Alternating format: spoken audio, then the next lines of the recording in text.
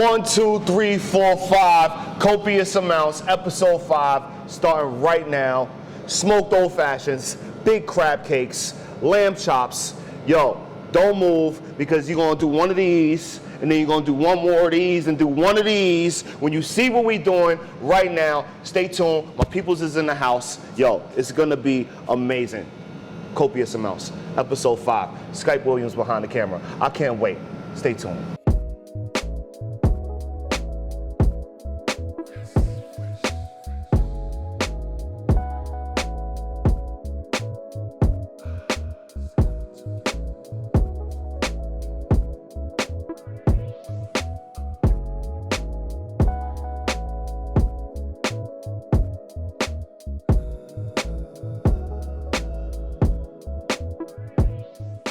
Welcome back, episode 5, copious amounts. We're here, I'm so excited. I got my peoples with me. He's got an album out called The Manhood Project, and he just so happens to love old fashions. So before I bring him up, I figured let's just make the most kick-ass old fashioned that you've ever seen, all right? I mean, like, this ain't gonna be your regular old fashioned. All that old stuff, let it go. We're bringing the old into the new, so let's get started. All right, so I got my mixing glass here, all right? I got a ton of that good brown. You know what I'm saying? No, it's not cognac, old fashioned, nice little bourbon, you know what I'm saying? That's what we're gonna do, and bang, we're gonna put it right in there. Again, this is the manhood episode. We're doing manly things that manly men do on a daily basis, so yes, that includes a lot of bourbon. If it put hair on your chest, go for it. If it don't, make sure it put hair on your chest. All right, so I got some nice, beautiful bourbon here, all right? Now, I made some homemade brandy cherry simple syrup. I'm just gonna put a tab of that in there. That's gonna give us just a bit of sweetness, all right? Just a bit of sweetness right there, all right? You see that? A little bit of sweetness. Now, what I'm gonna do is take some of this bitters. I'm using regular bitters, and I'm gonna tell you why in a little bit. I could use a flavor of bitters, but we're gonna add our flavors in later. So, again, we're gonna do nice little 3 dabs of bitters. Old Fashioned is one of those classic Prohibition cocktails. If you don't know what the Prohibition was, basically in the Prohibition, they weren't allowed to serve cocktails. So people like us, people of color, we were smuggling everything. And then when they got to their little popping off, you know, they was in a room and they was making cocktails, having a good time, and then guess what? Police was at the door. Shh, you had to, you know, be quiet. You couldn't say nothing, everybody had to shut up. That's why they call all these bars the speakeasy, because you didn't want to be too loud. You got to speak easy. You know what I'm saying? Watch your tone, son. You know what I'm saying? And that's what it was. But the real speakeasies was happening in the South, because we were basically transporting all this alcohol, but we weren't getting it to enjoy it. But us being the, you know, entrepreneurs we made sure we had our little speakeasy on the side. So, with that being said, this is a classic cocktail. So, I got my bitters, I got my homemade cherry simple syrup, I got my bourbon.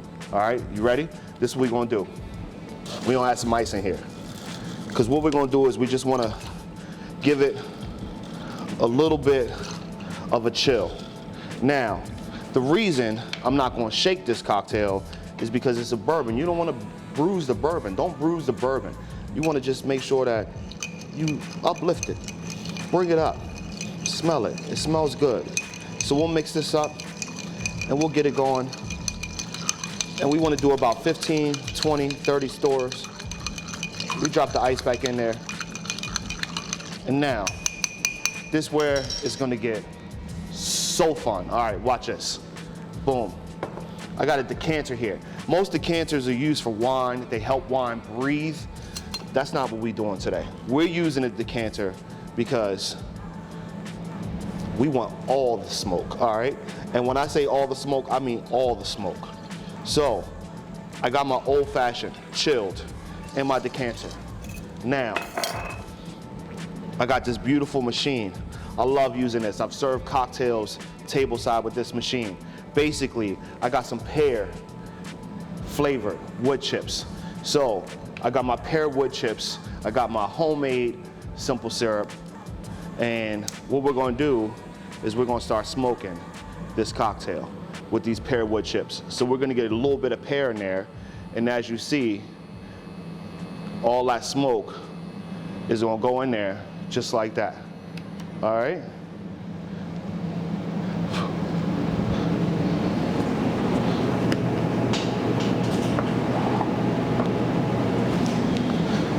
Now, as you see with the decanter, I really don't have to put anything on top, but I like to put an orange on top because what happens with this orange is the smoke is gonna start getting into this orange and those essential oils will start going into that cocktail. Now we're gonna mix it around, just like this, okay?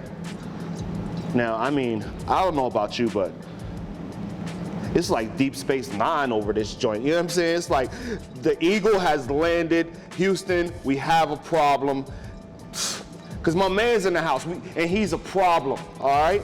And we're gonna talk about that in a second. But like I said, he's a super, super lover of old fashions, and I'm so glad that he's here tonight. And we're gonna introduce him in a second. But right now, we got our pear wood chips smoked inside of our decanter with our old fashioned. And we're gonna get ready, all right? We're gonna let this sit just a little bit longer, and what we'll do is we'll get our garnish ready. We'll take that same orange, we'll cut it in half, just like that. And we're gonna cut 2 nice, large pieces of orange.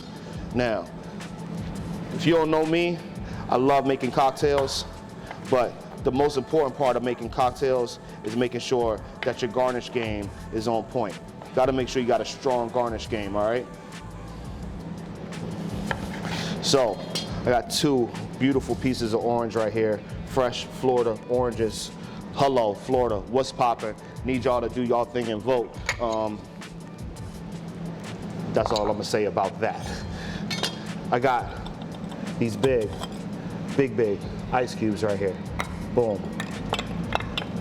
The reason you want big ice cubes is because you want your ice to melt slow.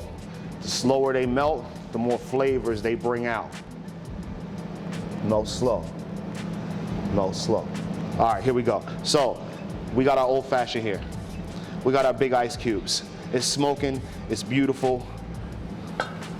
We're gonna start our pour. Now with the decanter, it's not like any other thing. The beautiful thing about these is when you pour it, it runs down the side of this. It's never just gonna, you know, spewed out like we do off the late night jumbo slice pizza. This isn't that type of party. This is a nice slow party, you know what I'm saying? It's the manhood project coming at you. Ready? Here we go. So, as we do this, you'll see how that old fashioned will just run down the side of that decanter. All right? And we'll make one for myself, because a party ain't a party unless Al Green is in the house. All right, so a little bit more in here. We'll finish these up. And like I said, you gotta make sure your garnish game is crazy. So we got our big ice cubes in here. We got our smoked old fashioned that ran right down the side of the decanter. All right? Now, we're gonna take a little bit of rosemary. We're just gonna stick it right in there. Let it stand up. That rosemary is gonna give it a nice earthy flavor, and it's gonna brighten up that bourbon. Boom. Look at that. Now, we're gonna take our orange, we're gonna cut it right at about 2 o'clock. So we have a nice slit in our half moon orange. And we'll take that slit and we'll put it right there. Boom, just like that, okay?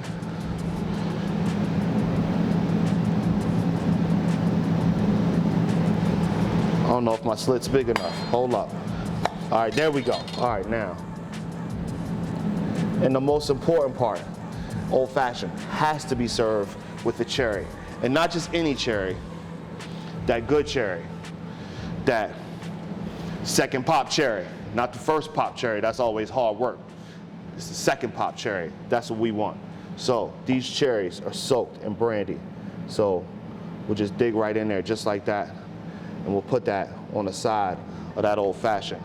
And what that does is, one, gives a little bit more sweetness to the cocktail, but also it also serves as a straw. So at the end of the day, you have this beautiful, beautiful, old-fashioned rosemary, homemade cherry brandy, pear wood chips. There's copious amounts. Don't move. I'm going to go get my boy. I think he's outside. I think he's knocking on the door. I'm not sure, but I'm about to go get him. Who knows what he's doing? He's probably doing manhood things. So let me go get my mans. We'll be right back. Copious amounts, episode 5, right here. Welcome back. Copious amounts, episode 5. Like I said, this is the manhood episode, doing manly things that manly men do, all right?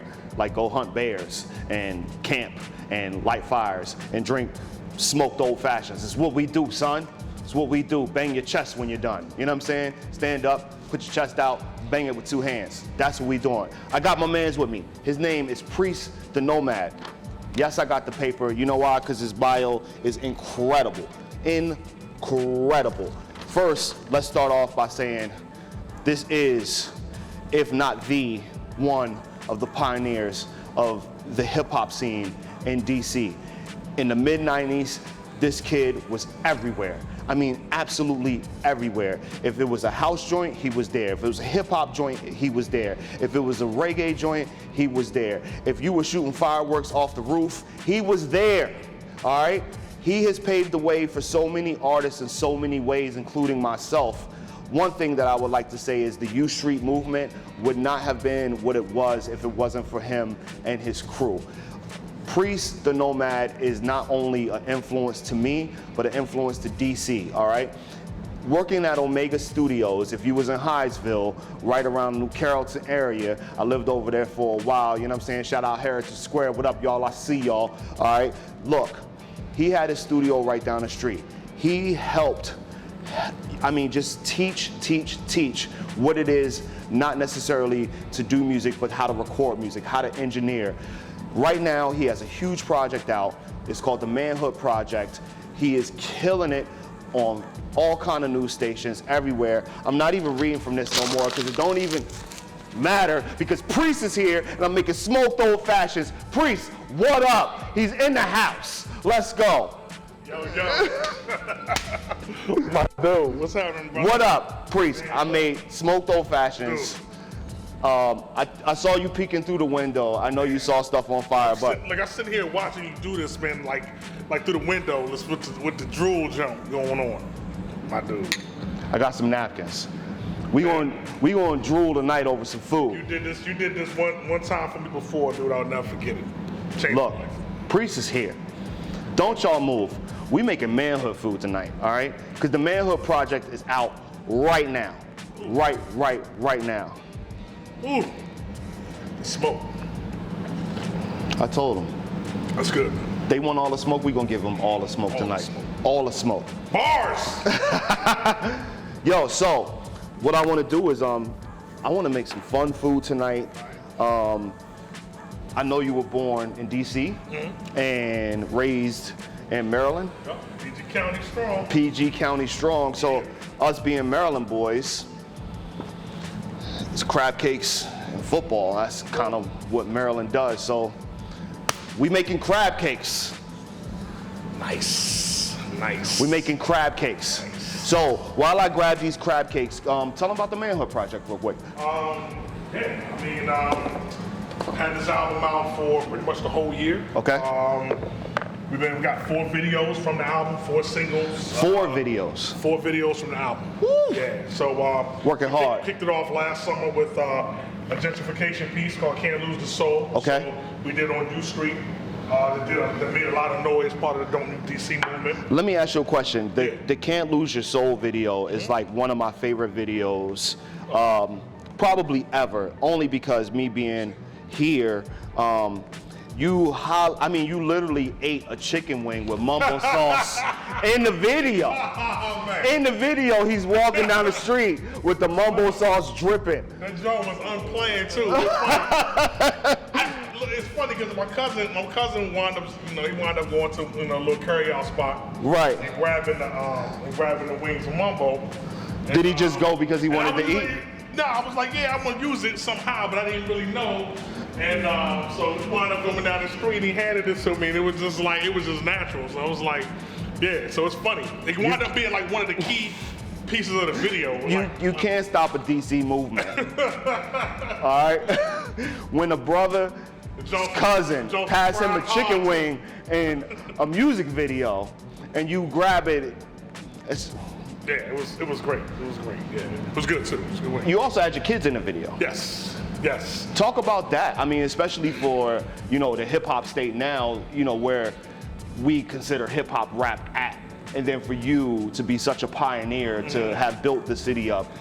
You know, what's that like having your kids come to a rap video shoot more, say? Like, I mean, I've always taught my kids, man, like everything that we do is purposeful. You know what I'm saying? Right. So they know.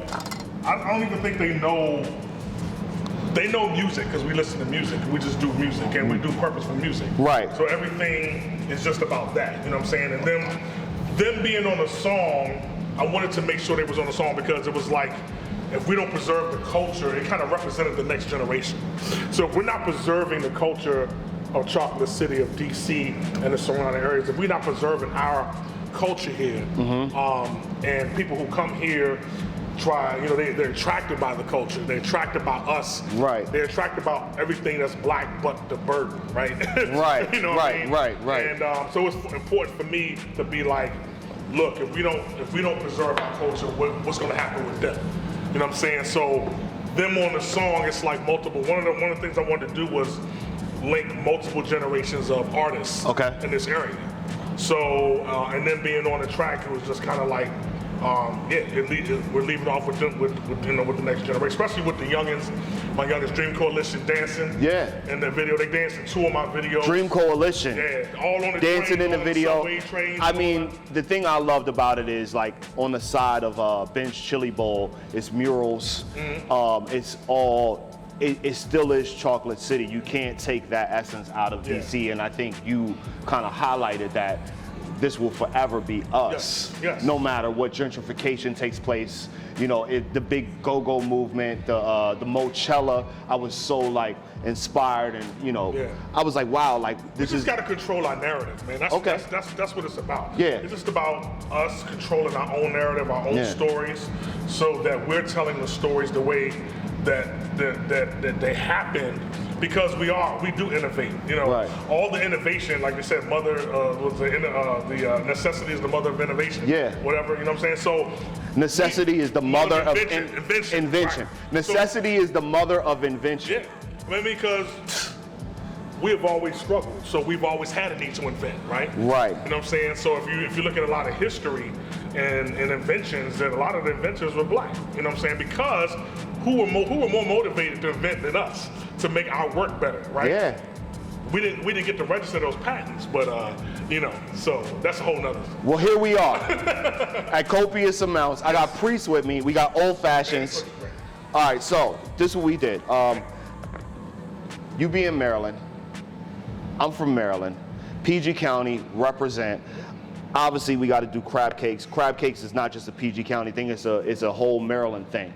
You rock the flag when you eat it. Yep. One thing I'm gonna say is, I made these crab cakes earlier. I put them in the fridge. I wanted them to get some body, and then I just, you know, put them together just now. You gotta let me know what's in that, man. It's no filler. Because in Maryland, we don't use filler. So all y'all using your saltine, your Ritz crackers, and all that stuff, that's cool. But if you come to Maryland bringing all that filler in, it ain't no filler with us. It's pure crab meat. We got abundance of crabs, blue crabs, that we go get in nets and cages. And we out on the bay, Chesapeake Bay. But, all right, so what I did is, I did a few things. I put some chili pepper in here. Okay. Some salt. Old Bay. Yes, of course. Has to have Old Bay. Of course. Little mayo. Okay. 2 eggs. Yeah, hold it together. Gotta hold it together. A lot of people think that they need the crackers and stuff to hold it together. You don't. And that's it. And I also use some tarragon.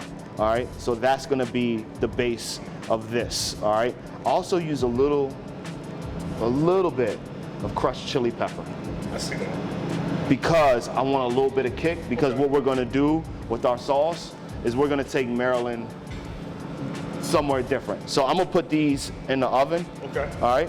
And while I put these in the oven, we're gonna toast our buns.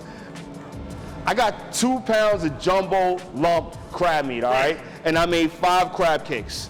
If you do the math, that's like blah, blah, blah, blah, blah. Big ass crab cakes. Now, the one thing I like to do is put a little stick of butter right on top, because what happens is it's gonna melt through it. If it's greasy, it's home. It's like, and it's brown, it's helping to brown at the top. it's coming to America when the family got off the couch and left the grease stains on the back of the jump. You remember? Soul glow. Soul glow. That's what it is. And like you said, it is. It's gonna help it brown on the top. Yeah, okay. But no bread, no breadcrumbs, none of that. This is all Maryland right here, no filler. We're going in the oven. Don't move. Crab cakes are coming. Crab cakes are coming right now. Woo. We're going to the back of the oven. Nice. Oh yes. Slide that right in there just like that. My butter fell off, but you'll put it right back on top. Push it down just a little bit. Let it sit. There you go, let me go about that. This is like the baby. This is a baby. This is the baby right here. I'm not gonna shout them out yet until they send me some money. But it's a nice oven. You're doing everything in that oven. That's what's crazy. Everything. Wow. And it's high temperature cooking. I love the process of a high temperature cooking, because if you can cook something really hot and pull it out and let it rest, you're kind of doing 2 types of cooking in once. Okay. If that makes sense. Okay. Instead of cooking a burger for 20 minutes real long and just letting it on a slow simmer, what if you cooked it really hot and then pulled it? Right. Instead of it drying up, you pull it and then you say, oh my God, it's still doing its thing. Right. Let the juices release. Yeah, right. No doubt. Kind of like your music. Real hot, son. It just keep it. And then once you pull it out and you marinate on it, it's still brewing. still brewing. Yeah, no doubt. Yeah. Classic music. Classic. All right, so look, this is what I want to do. This is what I want to do. I need your help with this, all right? All right, so we're going to do 2 things, all right? So one is I'm going to make a topping for our burger, and you're going to help me out with this cocktail honey Dijon dressing that we're going to do, all right? So what I got is I got some Dijon mustard here. Yep. I got some honey here. And I got some cocktail sauce here. Okay. I got a couple spoons for us. Yep. So we'll do 2 spoons of each in this bowl right here. 2 heaping or just kind of 2 regular? We like to call them dollops on copious amounts. Cool. So that's a dollop right there. Boom. 1 dollop, 2 dollops. All right. And there's another one. Yep. Boom. And here's another one. You just stick it right in there, man. It's copious amounts. We don't give a ish here. We here to have fun. Yep. And while that's happening, while he's doing that, I got some arugula here. Arugula, a vegetable. If you don't understand what arugula is, go back to episode 1 and we'll talk to you about it. So here I got some rice wine vinegar, some apple cider vinegar, some crushed red pepper, some salt, pepper, a little bit of garlic. Just going to, drizzle that in there. We don't want to pickle it. We just want to give it a little bit of acidity. So I'm gonna mix that. While I'm mixing that, you can go ahead and start whisking this. Yeah. So, the Manhood Project. Tell me about the features. Tell me about the production, the process. What was it like making? Man, it took 5 years. 5 years. 5 years for me to make this album. To make this album. Yeah. All right, so as an engineer, as teaching all these guys, because I was able to rock at the 930 Club and at various places, and a lot of them were like, oh, well, Priest, and I was like, yeah, and I was like, that was almost like my end. They were like, oh, okay, we'll make sure your sound is okay, because you taught so many of these cats. Right. Is this not true or no? Yeah, it's very true. I got a lot of students from Omega, man, out there in the field doing their thing. So some of them were on the album actually. So why 5 years? Why so long? Especially in a time where consistency is almost key. For you, it seems like it wasn't about consistency. It was about you perfecting the one thing you wanted to do? Right.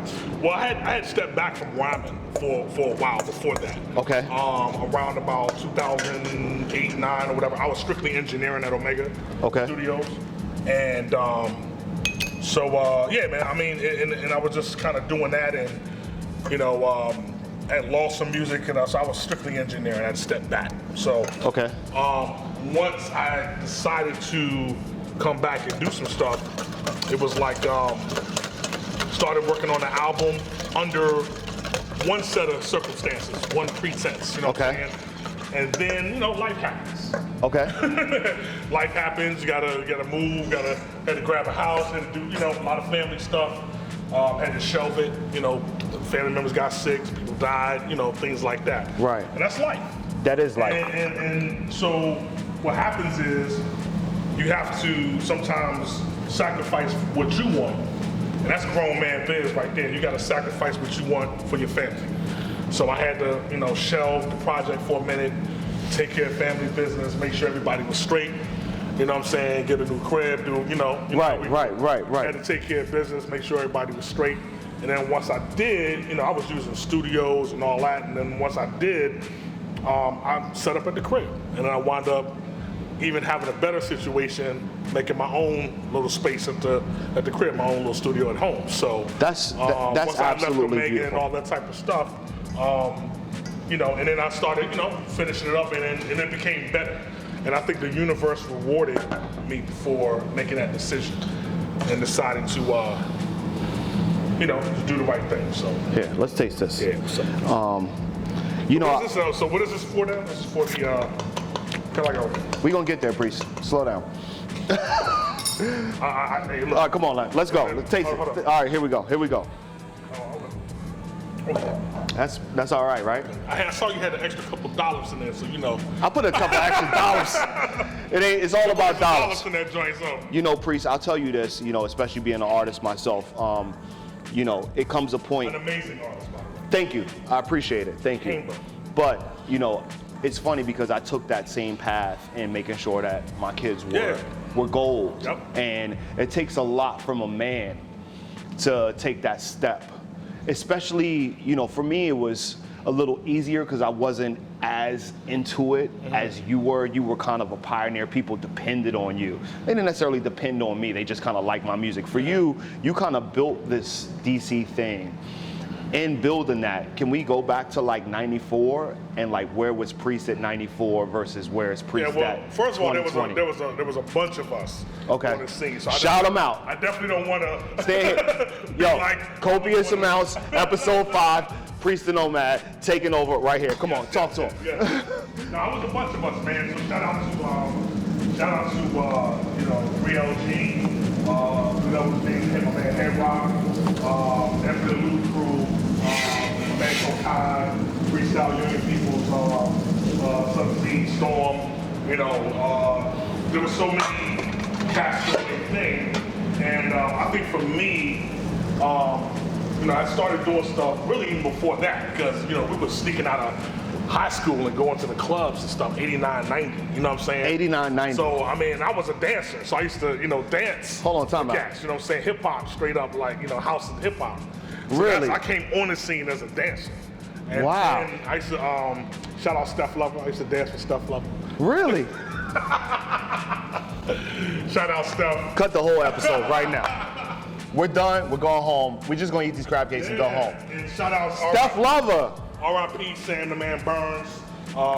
You know, my Gemini twin, you know. Yeah, when I came out on the scene, it was dope, because it wasn't, hip hop wasn't in the clubs back then. It was like house and reggae. Right. You know what I'm saying? If you remember, like in the late 80s, early 90s, it wasn't, hip hop wasn't in the clubs. It was like reggae and house. Right. So we was house heads. And we came in, we was dancing and doing stuff like that. So how did you guys make the transition into getting hip hop in the clubs? High school.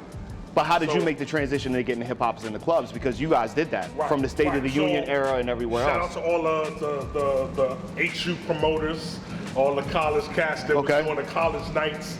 My man Rhonda Berry, Dominique and Tupac and all them cats.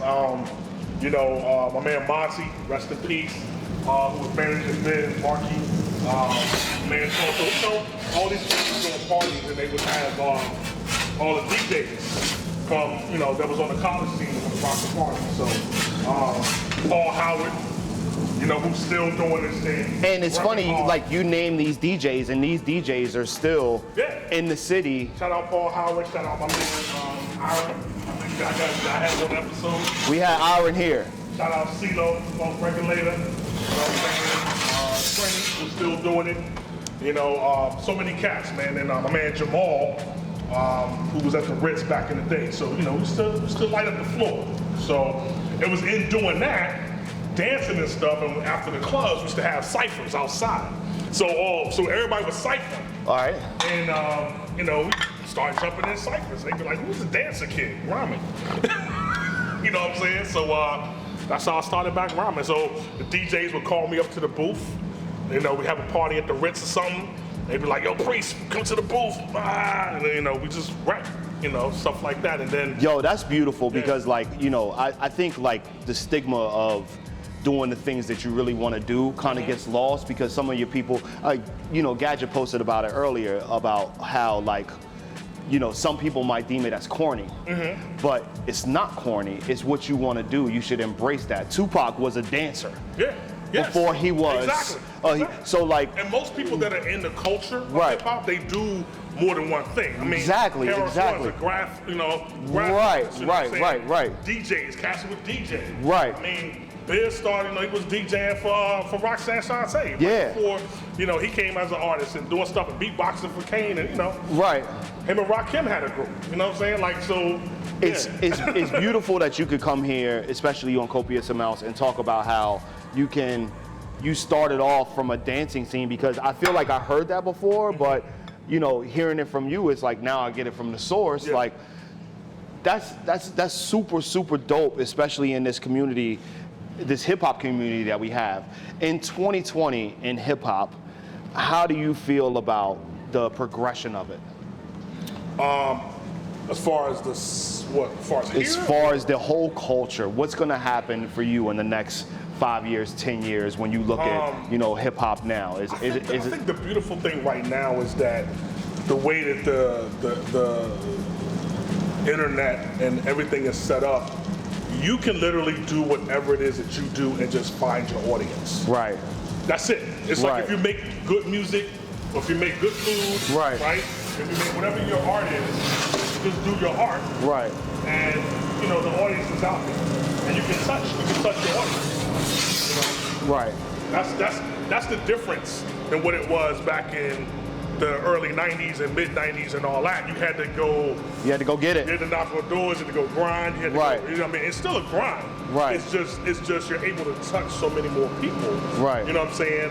And I have interview Wednesday. It was a show in England that's streaming the album and doing stuff, and so it's like you just never know across the globe who's responding to your stuff. You know what I mean? So it's amazing, and I personally want to thank you because I remember being at State of the Union, and that was the first venue that I ever performed any music that I had ever performed. It was the first show that I actually had. What year was that? That was '99.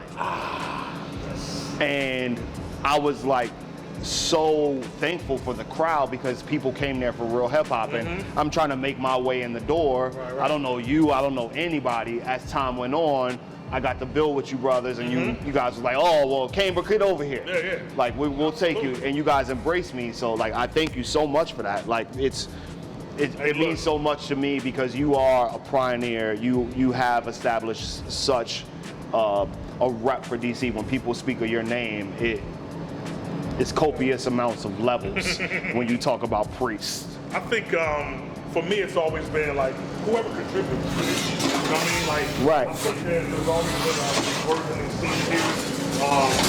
I think now we're getting to the point where it's starting to get recognized by the city. You know what I'm saying? Right. By DC along with Go-Go. And wow, look at this. This is how you stop the sentence right here. Look at this. Come on. I got a smirk on my face. I got Priest here. We got crab cakes.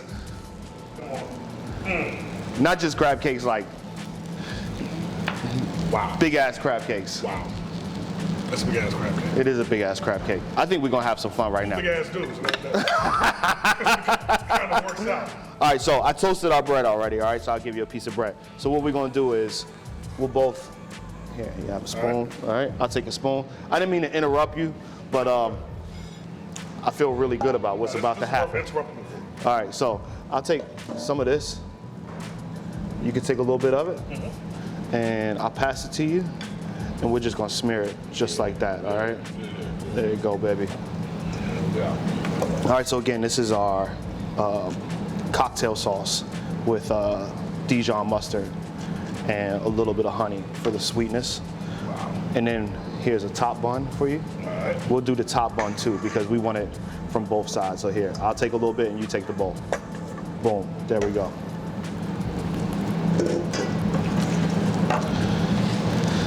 So, Priest. Nice and toasted. Crab cake. Big fan or no? Big fan. You're a Maryland boy. Yes. But I also feel like it's unfair to say you're a Maryland kid, but you've been, I mean, even like me, like we run the streets of DC all the time, like. Yeah, so you know what's funny is that that's to be like, yo, you know, this is DC hip hop.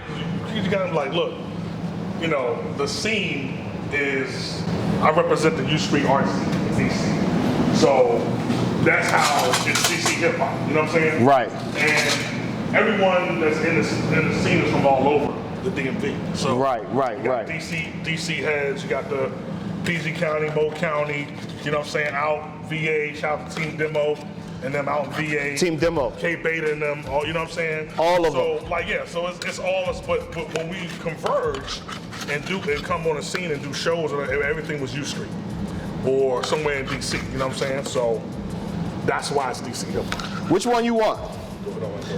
I made sure that, you know what I'm saying? It's the manhood episode.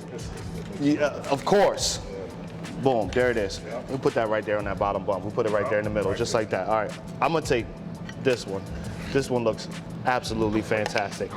I mean, so copious amounts, the one thing I wanted to make sure that we did was we had copious amounts of food, and especially having guests like you here. Damn sure copious amounts.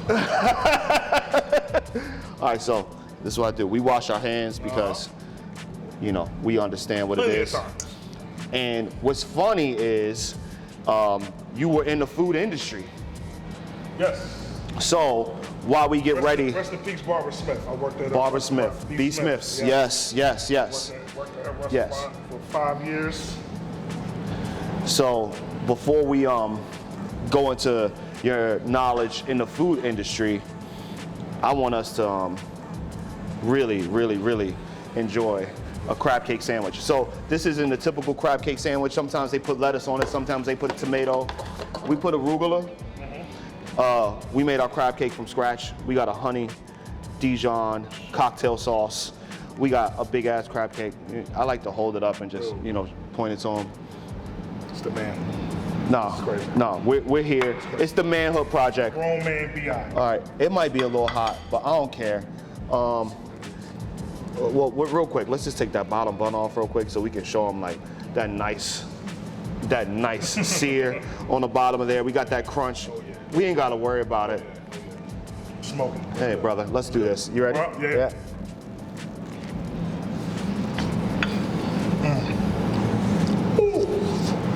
Real hot.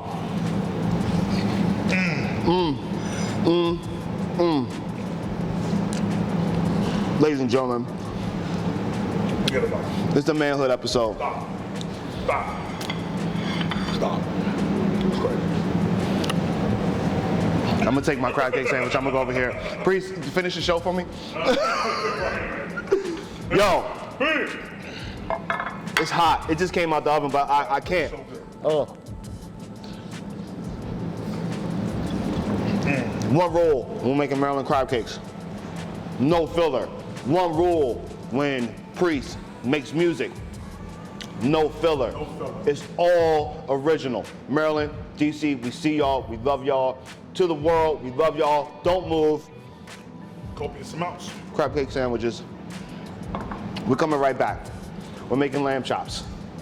We're making cauliflower puree. Don't move. I got more questions for Priest. We're about to have such a good time. Episode 5, Copious amounts. Stay right here. Yo, welcome back. We were gonna go take a nap, but we decided to come right back because son. Crab cakes. Off the chain. And football. Yes. Let's go. Yes. Yo, so what we're gonna do now is, you here, I figured we're manly men. We had a nice sandwich appetizer. Appetizer joint. I got some lamb chops. They came like this. Okay.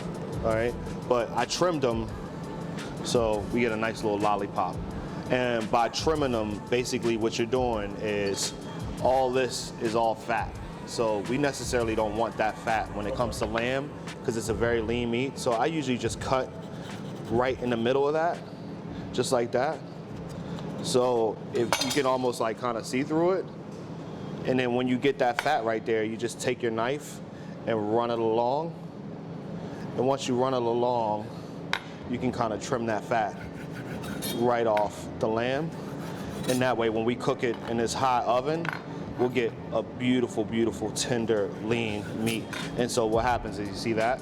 Now what you can do is, a lot of people like to take this fat and throw it away. What you can do is you take this fat and you hold on to it, put it in the freezer or something, and when you want to make a nice stew, take all this fat, put it in the bottom of the pot. The bottom of the pot, all right? And just line the bottom of the pot with all this lamb fat.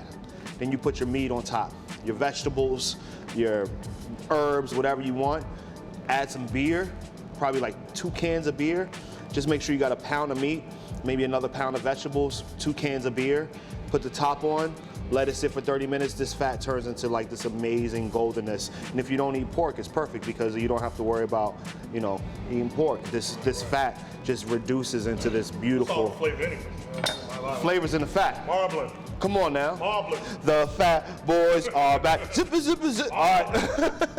But, you know, dripping like marble cake. That's what it is. So in making sure that you trim these, what happens is there's a little bone in there. You can see it here because I trimmed them already. But what you do is just take your knife, run it along that bone, and eventually what happens is you start to see it. And then you just take your time and just cut it just like that. And then you have beautifully manicured lamb chop. That's all it is. So I'm gonna ask you to season these lamb chops if you're cool with that. All right. I got 2 that didn't look so great. We'll put those on the side. So what we're gonna do is we're gonna throw all these in there, All right. right in this bowl. While he's doing that, we're gonna make a sauce for the lamb chops. I'll take it. I got you, brother. B. Smiths, you working Yes. in the food industry. Something Yes. I didn't know till I found out when you came to dinner the other night. Yep. And we talked. You told me that you were in the industry. I had no idea that, you know, you came from the food industry. It's 10 years, man. Tell me about your time in the industry. Yeah, like, yeah. what was it about? It's good, man. We all struggling artists, you know what I'm saying? And doing a bunch of stuff and wound up being in the restaurant game and waiting tables, learning about wine and spirits and all that type of stuff, man. So yeah, Big Smith was dope, man. It was a real good time. Bunch of casting, a bunch of artists, bunch of casting. Right. The thing I liked about that Barbara, God rest in peace, man. She encouraged us, man, to really like, yo, you know, this is about a moment here. So Right. what are your goals? What are your ambitions? And she always encouraged us to do our thing, man. Yeah. And like, you know, as long as we, you know, took care of the restaurant, we could, you know, do all types. So shout out B. Smith and a lot of people that, you know, I met in all my crew that used to work there. Now, that was Georgia Avenue, if I'm not mistaken. No, that was in Union Station. Union Station. Okay, I'm sorry. Yeah, Union she had Station. she had a couple locations. One was Okay. in Sag Harbor up in Okay. New York. All right. Then one in Manhattan, New York. Okay. And then in Manhattan. yeah, Manhattan. Let's be clear. Yeah, Manhattan. Manhattan. And then Right. and then the one here in DC in Union Station. Right. So yeah, we were here and shout out to my man Chef Rock Harper, who's one of the Hell's Kitchen, came out of that joint. That's my, Look at that's that. my man. That's my dude. So yeah, Empowering each other. yes. Pushing I know- each other forward. I know y'all linking up. So It's gonna happen. It's gonna happen. All right, so this is what I got. I got a few things, all right? One, I got some garlic powder, and I got some white pepper. okay. And white pepper on meats is so good, especially your steaks. A lot of people like to use black pepper, but this white pepper is just It's something about it that just gives a steak an extra flavor. Does it more soak in? Just kind of like you know what? Different flavor. That's it.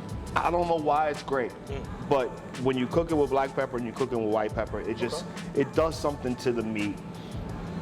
I love it. It's just absolutely beautiful. It's just it's a great substitute when you're grilling or roasting meats. And what's this? All right, this is cinnamon. So what we're going to do is give you this spoon. We'll take a teaspoon of all of this. The reason I got cinnamon here is because you lame dudes, get out of here. Lamb sometimes is a little gamey. Okay. When you add cinnamon to your lamb, it takes the gaminess completely away and you get the integrity of the meat. Wow, okay. So we'll just sprinkle that, the white pepper and the garlic pepper there. While you're doing that, oh, that's beautiful. That's perfect. I'll add some salt. Perfect. And that white pepper is absolutely gold. Gold. The beautiful thing about this lamb is that Don't taste like it was running. right. One of my boys said, and it was a very funny statement, is that, deer, lamb, they eat grass. And they will fuck your car up, son. But guess what? They're nature's animal, and that's what it is. So if you want to get your hands in there and get dirty, let's go ahead and mix that up. I'm gonna get our pan ready. Lamb, best served, medium rare, medium most. If you're okay with that, that's cool. If you're not, that's cool too. I got some cauliflower puree. I took a whole head of cauliflower, boiled it, pulled it out. I mean, it's smoking. I put salt, pepper, garlic, stock, love, sex. Gotta have the love. Love and lust. All of that is in here, all right? So this cauliflower puree, we're just gonna pour it right in here. We're gonna serve this with our lamb chops, but we're just gonna let it get here because what we're gonna do is we're gonna put the Undisputed King of Cheeses on here, all right? Now, I got our pan ready to go. Okay. What we'll do is we'll just lay No, these. we need more. Oh, no, that's perfect. Good. All right. Come on now, it's mixed by the manhood hands, all right? So what we'll do is we'll just lay these, just like that. And what I tell people is, you got your pan and you want to figure it out. Take your meat. Pause. You talking my language now. Take your meat and spread it around. Dredge that joint. Spread your meat around, son. So what we do is we just gonna place those on there like that. While Priest is doing that, I'm gonna take our cauliflower puree and take the Undisputed King of Cheeses, Pecorino Romano. If you don't know, you better ask somebody. You know how much I love cheese. We're gonna sprinkle this right on top, all right? So while Priest is spreading those out, Out a little bit. I'm gonna ask you another question, and it's a very important question. I've pretty much been asking everyone this because we're in 2020, and I feel like 2020 is gonna be one of those historic times where everyone's gonna come back and say, oh, well, what happened in 2020? Why was 2020 so huge? For 2020, for you being an engineer, MC, artist, father, all of those things, how did it change you, if it changed you? What are the things you learned you didn't learn?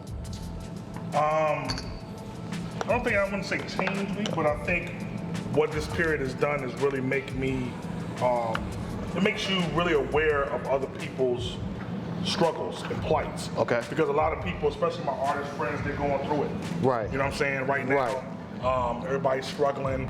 People trying to, a lot of careers and livelihoods have been tapped into, you know what I'm saying, financially.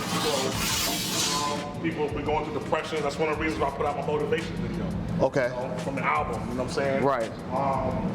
Because I think, and we're seeing trauma porn without people dying at the hands of police brutality, things like that, and they show it so much. Like I said, it's become trauma porn. Trauma porn. Yeah. Wow, that's deep. Where you're getting so used to seeing how people get decimated on camera all the time. You know what I mean? So my whole thing was I wanted to make sure that we put some uplifting imagery out there and help motivate people and all that, because a lot of people going through it. You know what I'm saying? So I think if you have any type of character in yourself, your empathy and compassion has grown even more so during this time. You know what I mean? I'll say that I've seen a lot of, my quote unquote friends step up Yes. And then I've seen some of them fall completely back. Yes. And it was one thing that 2020 was for me. Realize how many people are struggling with mental illness. It was eye-opening. Yeah. And it was like, wow, like how I didn't know, I didn't realize. And it's one of the reasons why, we teamed together to kind of do this, because we were like, hey, let's do something that, even if it's, everyone told me, oh, you should make the episode 10 minutes or you should make it 15 minutes. It's like, no, I kind of want us to do us. Right. I want to highlight you. I want to highlight our people who are in exactly what we're in, including myself, in an industry where we were, stricken. I mean, like literally, I lost my job. I never thought that would happen. And for 4 months, I said, what am I gonna do? And to hear you, and Alizé was here last episode, and his main thing was mental health. Yes. And he said, I gotta make sure that my mental health is good, your mental health is good, and like you said, some people don't have. And especially if you have families, because of course, how we go is how the household goes. Right. You know what I mean? Right. Like, it's like it, and so I definitely have to make sure, we spend our time taking care of everybody else. Right. You know what I mean? Right. And my man Victor was always like, look, brother, how are you doing? You know what I'm saying? Right. Like, I know you taking care of business, but how are you doing? Right. And we as black men, we need that. We need that, man. You know what I'm saying? So I think real men are protectors. We protect our women, we protect our children. But it's like we gotta protect ourselves as well, mentally, spiritually. All that. This is the manhood episode of Copious Amounts. And I'll tell you, Priest, I'm having such a good time being here with you right now, hearing your knowledge, you telling me, about the culture and about how you're motivating. Brother, I just want to say thank you, man. Like, there it is. Sometimes look your brother in the face and tell him thank you, give him a hug, let him know that you love him, because it's nothing wrong with that. Give people their flowers when they can smell them, you know what I'm saying? When they can smell them. Yes. All right, so we got the lamb in there. It's not gonna be long, all right? So, like I said, we're gonna make some chimichurri to go over this lamb. Okay. I love chimichurri, super easy. I'm gonna have you help me with it, all right? Here's a whisk. So, what we'll do is we'll get some olive oil, and I'm just gonna drizzle it in there, just enough to spread over. Okay. And you wanna go ahead and start mixing that. I'll start adding ingredients. So, I got some red wine vinegar here. Nice. Oh, yes. All right. I got fresh garlic, copious amounts. Throw it in there. Blow. We got some oregano. Yes. Oh, yes. I just think that was perfect. I don't know, maybe I'm wrong, but boom. And now what we'll do is, as you're mixing that, I'm just gonna keep adding olive oil. Okay. Go ahead and keep mixing. Yeah, just like that. Oh, yes. Priest is here, the Manhood Project. All right, Priest. Yep. It's MF and game time in Copious Amounts, episode 5. I got Priest here. You heard all the knowledge tonight. Yeah. Yo, we got chimichurri here. We got a cauliflower puree with the undisputed king of cheese right on top, and we put it right in the oven, so it got like a nice little crust, like just a light crust, you know what I'm saying? Just light crust. And here we are. I got some red wine reduction here, all right? And what we're gonna do is, I'll show you, because I know you come from the school of hip hop. So what we'll do is we're gonna start in the middle of the plate right here, and then we're just gonna take it and we're gonna draw like a big circle. All right, don't be scared. Dollop. Dollop, real fast. Oh, it's beautiful. Yeah. One more dollop. Sorry. One more dollop. I'm gonna do the outside. All right, I like it. Go for it. Go for it. Yeah. Come on. Yeah. We here. We plating up beautiful, gorgeous lamb chops. All right, so, all right, what we'll do is we're gonna take our lamb chops. They've been resting. All right, so what I'll do is I'll put them right here on top of each other. Nice. And then we'll take a third one and we'll put it right there. So, yo, show it to him real quick, son. Show it to him. Yes. Copious amounts, we out here, son. You know what I'm saying? Artistic flavor. All right, so I'll show you what we'll do with our spoon. This is our chimichurri. All right, I told you, it's just nothing but goodness, especially on meats. We're just gonna take it, a nice spoon of it, and we're just gonna place it right on top, just like that. And then we'll let the dressings just kind of run and do their thing over top of it.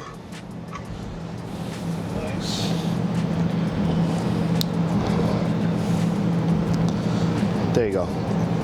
I like it. It's a manhood dollop. Bam, look at that. Blah. Manhood dollop. All right, you got a towel? Yep. All right, this is our cauliflower puree. We're just gonna grab it and we're gonna sit it. See how we made that little space right there? We're gonna sit it right there on that little space. Okay? Boom. Just like that. Oh, that's perfect. Yep. That's perfect. Ladies and gentlemen, Copious Amounts, episode 5. But bling, bling, bling, blow, bling, blow. Yo, come on, hold it up. Let them know, son. We're cooking. Let them know, son. We're cooking. So, here. PG County, we go APO. Yeah, they talk skyscraper skills like Legos. Right. Come on. Come on. All right, so what I like to do is I like to take one of these, just like that, and then rub it here, get a little bit of red wine reduction. We're gonna mess it up because that's what we do. And then we take some of this cauliflower puree, not a lot of it because it's piping hot, put some on top. So cauliflower puree is like our substitute for mashed potatoes because we eat a lot of potatoes. Yeah. Big boys, Yeah. doing big things, manly man things. We talked about this. And then, yeah, there you go. Hold it. Might be a little hot. That's hot.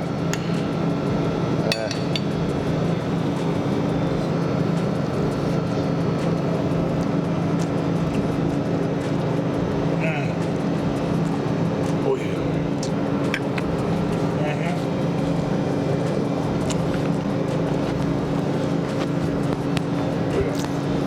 Ladies and gentlemen, episode 5, Copious Amounts, lamb chops, crab cakes, old-fashioned smoked, Priest, the Nomad, DC legend. Thank y'all for tuning in. Come next week because we're coming right back. Crazy. One time for the DMV, one time for Priest, one time for all y'all worldwide. We love you. Copious Amounts, episode 5. I got big bowls right here. No why? Because it's good. It is what it is. See y'all later. Don't move. Peace. We out. On that note, holla.